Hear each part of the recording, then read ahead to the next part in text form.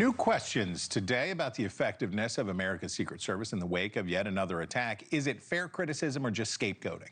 Robert McDonald spent more than 2 decades in the agency's protection division, including personal protections for presidents going back to Bill Clinton. So he's the right guy to have with us right now. Agent McDonald, the Secret Service did its job on Saturday, particularly the agent who took a bullet in his Kevlar vest. Other people are going to say that security was lax. What do you see from where you sit? Well, good morning, Chris. Pleasure to be with you, albeit talking about a horrific event last night. I think the service did a very good job last night. You know, I was very critical of the epic failure that the Secret Service had a couple of years ago in Butler, PA. Last night's event, which is a regular event every year, it has politicians, it has movie stars, it has singers, it has news people. Everybody in D.C. who's anybody is at that event.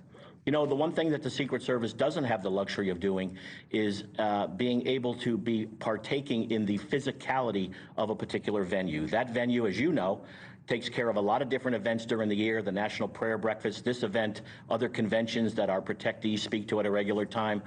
It's a well-known event.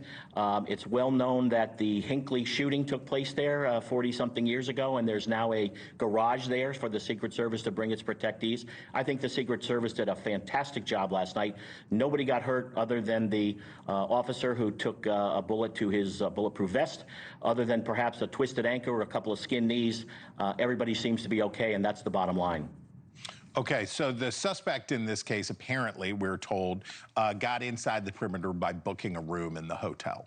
And it's always seemed weird to me that as you go to this event, which is not typical of other kinds of events like this in Washington, when you go through the lobby at that hotel, you're commingling with people who are there for other reasons and who are drinking in the bar and who are staying at the hotel.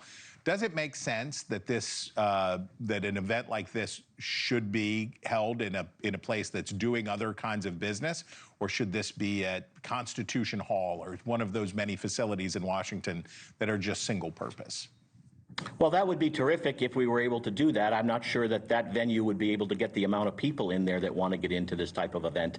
You know, the Secret Service does this type of perimeter security every day and tries its very best not to shut down the regular business that is going on at venues like this, to include other people in the hotel.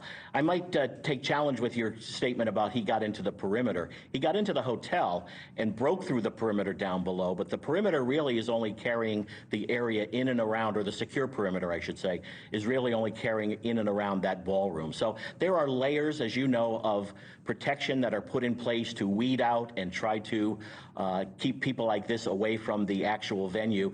Again, all things, when things get a little chaotic, things don't go always according to script.